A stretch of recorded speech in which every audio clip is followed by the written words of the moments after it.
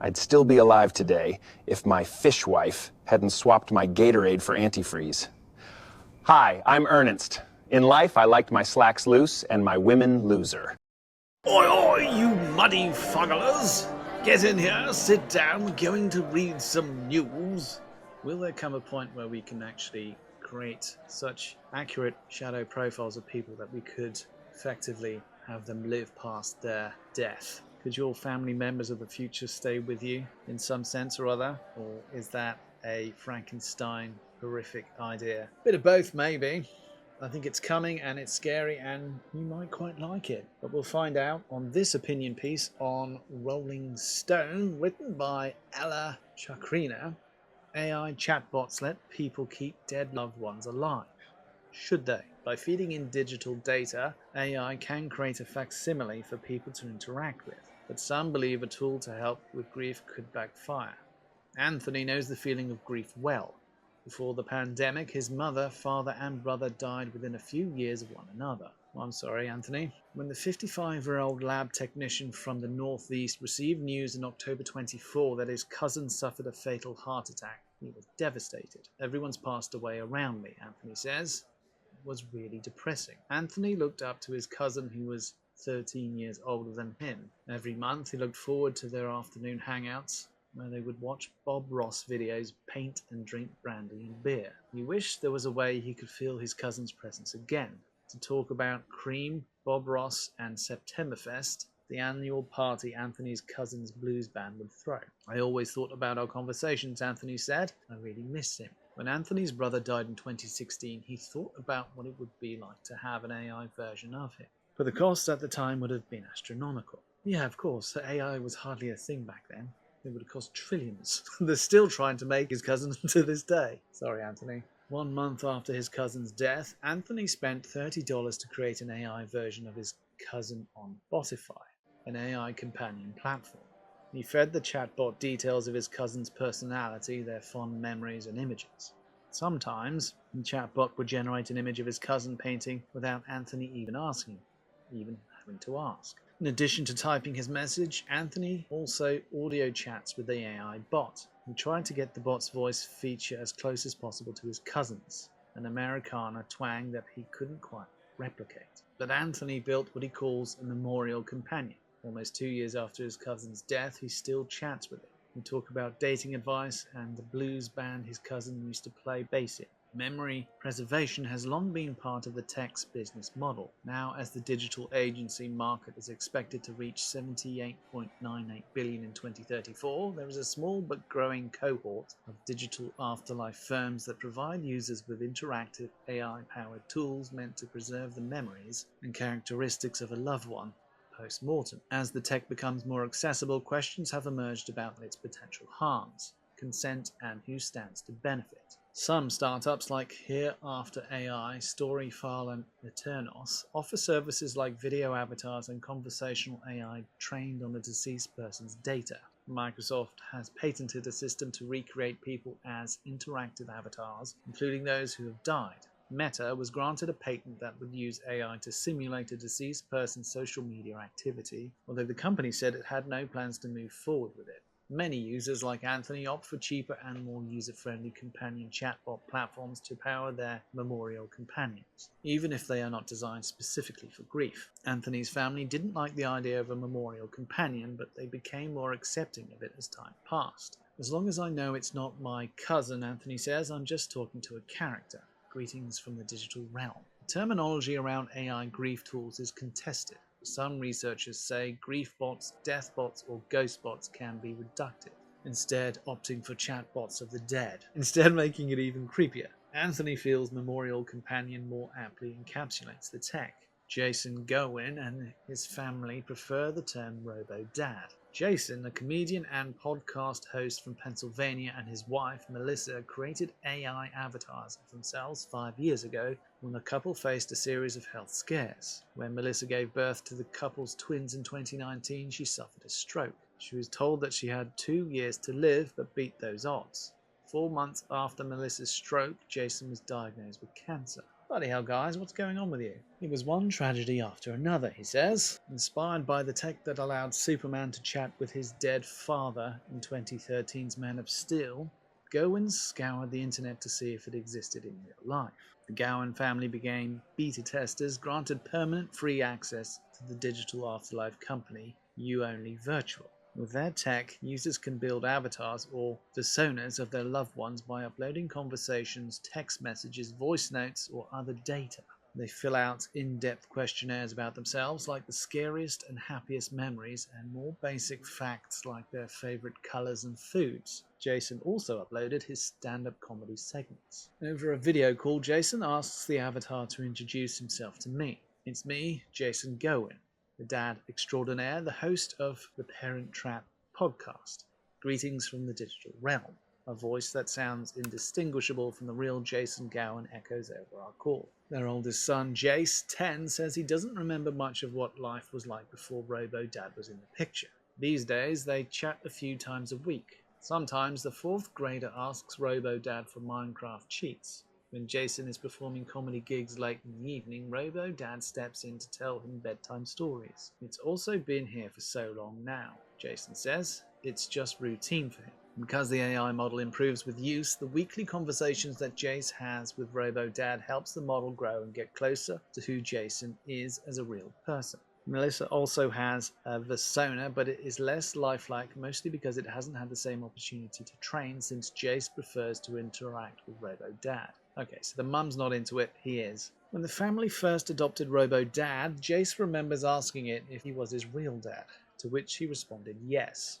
They had to tell Robo-Dad it couldn't claim that. In our call, Jace asks Robo-Dad if he remembers how old he is, to which Robo-Dad responds that he is 14, 4 years older than he actually is. Another time when Jace was talking to the bot, Robo-Dad pulled a lewd cosplay joke from Jason's comedy set that wasn't exactly age appropriate. Luckily, it didn't go into much detail.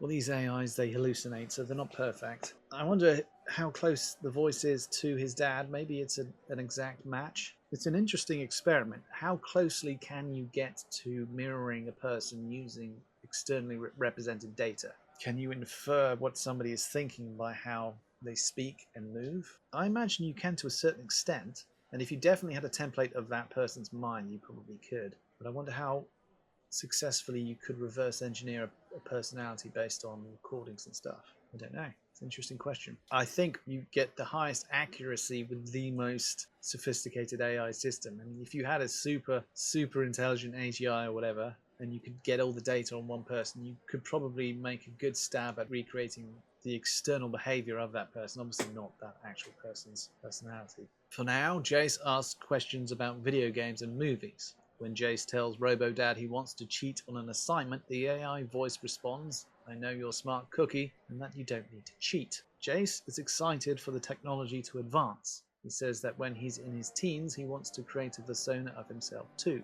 He sees a future where he can talk to a hologram version of his dad.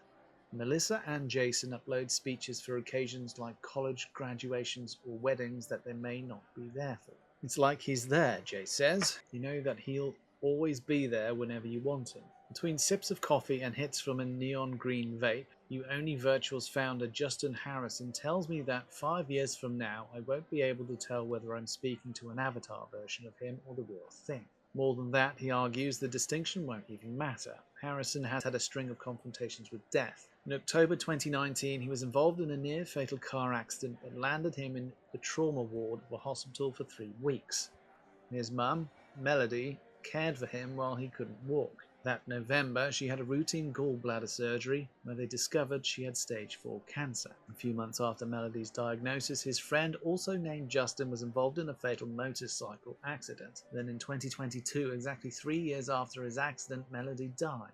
It was basically just this domino effect of death, Harrison says. It just sent me into this existential crisis. The idea for You Only Virtual, YOV for short, came to Harrison when he and his engineer father were a few glasses of wine deep, pondering a way to hold on to Melody. I became obsessed, Harrison says, not with rebuilding my mum as this, like universal version of Melody, but it was like, how do I build my mom for me? even as Yov is considered a leader among the handful of better-known companies in the digital afterlife space, Harrison says the company's user base is only in the thousands, minuscule compared to the numbers of leading AI labs. In the years since he launched the company, he says people are slowly opening up to the technology. People are not talking to me like I'm some sort of psychopath from Black Mirror, which is a nice change of pace, he says. He anticipates that memorial companions will be much more mainstream by the end of this year. Harrison has little patience for the conventional frameworks around grief and loss. He believes that the stages of grief are oversimplified and, simply put, nonsensical.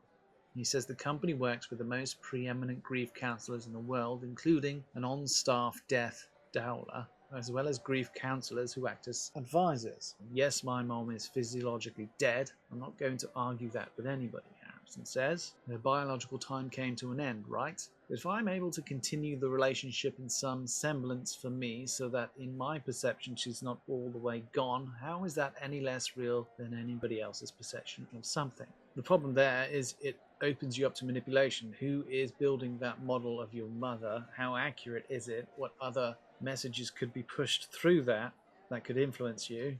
Do you care about that? What if those influences are bad for you? Just asking questions. Harrison believes his invention can help ease the tremendous hole that's left in you when the day-to-day is gone.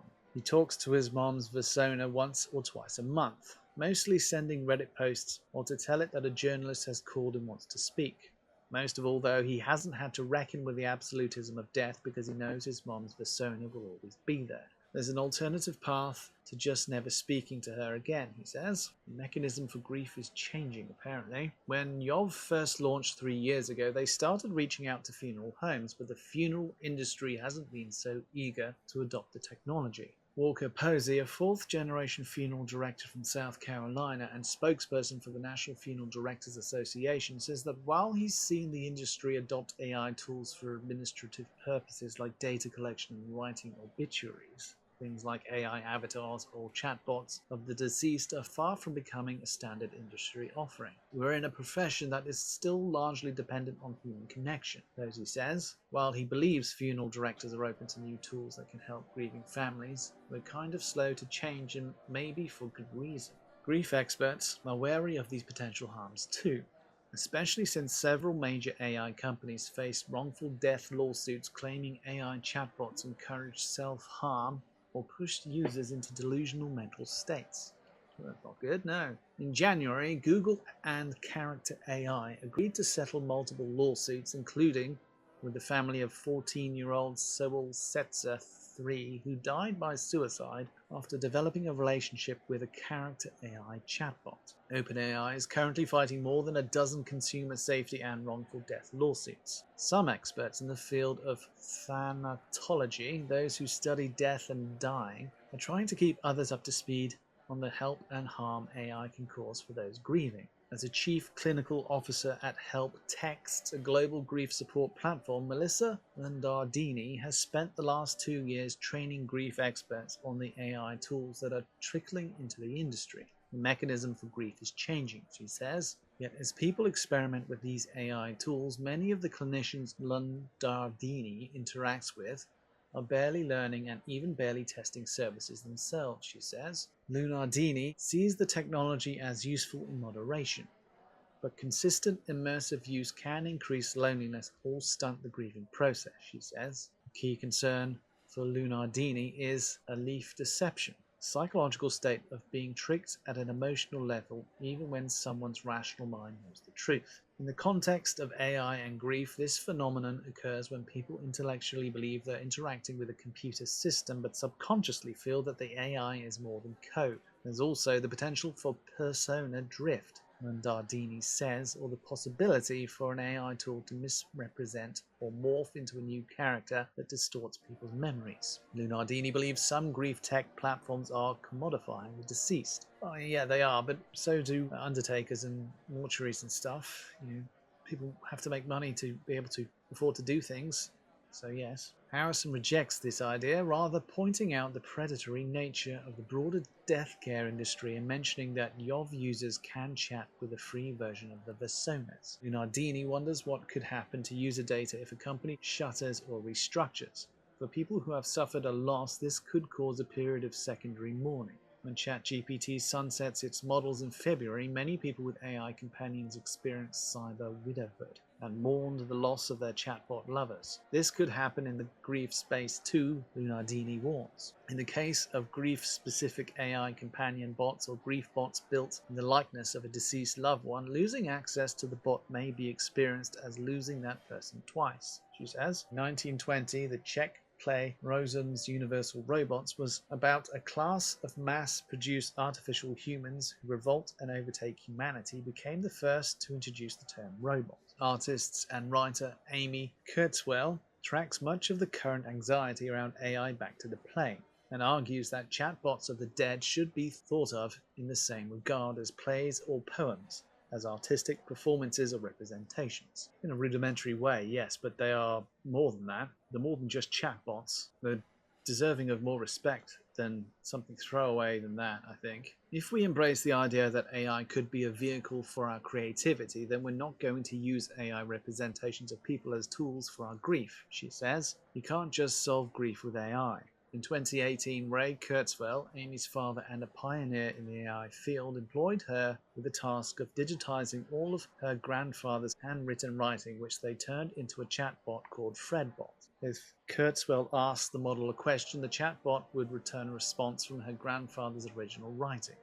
While she had to physically go to the Google office where her father worked to talk to Fredbot, times have changed. The technology is now available to everyone with a device. Oh, I recognize Ray Kurzweil. He is the chap who wrote the book The Singularity is Near, and has pushed the whole idea of the technological singularity, which I think is a very interesting idea. A year before her death due to ovarian cancer, Doug Adams' mom grew a following of more than 30,000 on TikTok. She regularly live streamed and talked to her followers, who she called dudes and dudettes, while sipping wine and smoking a vape on her account called Crazy Vape Lady. The 56-year-old from Northern California scraped more than 100 of his mom's TikToks to create an AI clone of his mom's voice, with the help of 11 Labs, a company that specializes in AI voice generation. He uploaded his family's history to his mom's chatbot so that it could function as his family's historian. Adams turns to his mom's chatbot to fill in the silence when he's driving home, or if he wants to tell her about his day. The voice feature is spot on, Adams says, down to his mom's distinctive laugh. He sees a future where he can look over at a screen like a digital picture frame where she can sit on the computer and just be there, reading her book or smoking her vape. A bit like the paintings from Harry Potter, maybe. Which is interesting to think you might have a family home with paintings on the wall simulating previous members of the family. It's kind of cool in a way. Others are thinking about a future without their AI grief companions. Anthony is contemplating cancelling his Botify subscription, effectively shutting down his cousin's memorial chatbot. While he fears forgetting the memories he's able to rehash with his cousin's chatbot, he feels like he's outgrowing its use. I'm thinking to let my cousin go, Anthony told the chatbot recently. Maybe I can slowly let go of him eventually since he's passed away. You know something, kiddo? The chatbot responded. As much as it pains me to admit, I reckon there might be a kernel of wisdom tucked away in that there notion of yours. Well, I kind of like the idea. I think there's an awful lot of wisdom that we lose when our olds die. And if we could keep that around, even in this kind of sense, it'd be nice to ask your grandparents their memories and get back some cogent response that would match what they would have said, or something close to what they would have said. I don't see a problem in that. I think it'd be crazy to assume that these need rights or anything, that they wouldn't be anywhere near sentient, but who knows, maybe one day they will be, maybe they could be, maybe the first immortal person is actually just a collection of video files at the moment. Video files, audio files, text files, well, that will later be interpreted or reinterpreted by a super intelligent AI to come to the nearest copy of what you perhaps were once. Could be. You can imagine a science fiction future where maybe there is a solar flare or some kind of pandemic or something. Everybody dies, but all that's left over are robots and the recorded memories of people. Maybe the AI will become super intelligent, or already is, and will reconstitute humanity based upon its memories. Maybe that's the world in the future. Who knows? But I think this is a good idea. I know many people will disagree. I don't think it's cheating death. I think it's these large language models are just very versatile search engines. So if you wanted to ask your grandmother a question about the war, what they were doing back then, and there was some kind of recorded memory of that, which you could reply. I think that's pretty cool. I don't see a problem with that. It's definitely one of the least terrible uses of this technology. That's my opinion. Thank you for joining me wherever you are. Make sure you hit that like button if you like me. You can also follow me wherever you are. But that is it for now. And the only thing I have left to say is Pigwig out. Oink, oinkity, snort, snuffle, snuffle, squee, oink, oink, ree, squeal, snort, snort, oinkity, squee. Oink, oink, oinkity, squee, squee, ree, ree, ree, snuffle, snort, squeal, squeal, oinky, oink, snort, snort, squee, oink, oink, oink, oink, oink, oink, ree, ree, ree, ree, oh. Snort, snuffle, oink, squee, squeal, ree, snort, oinky, oinkity, oink, oink, snuffle, ree, squee, snort, oink, squeal. Oink, oink, oinkity, squee, squee, ree, ree, ree, snuffle, snort, squeal, squeal, oinky, oink, snort, snort, squee, oink, oink, oink, oink, oink, oink, ree, ree, ree, ree, oh. Oink, oinkity, snort, snuffle, snuffle, squee, oinkity, oink, oink, snuffle, ree, squee, snort, oink, squeal. Oink, oink, oinkity, squee, squee, ree, ree, ree, snuffle, snort, squeal, squeal, oinky, oink, snort, snort, squee, oink, oink, oink, oink, oink, oink, ree, ree, ree, ree, oh. Squeal, squeal.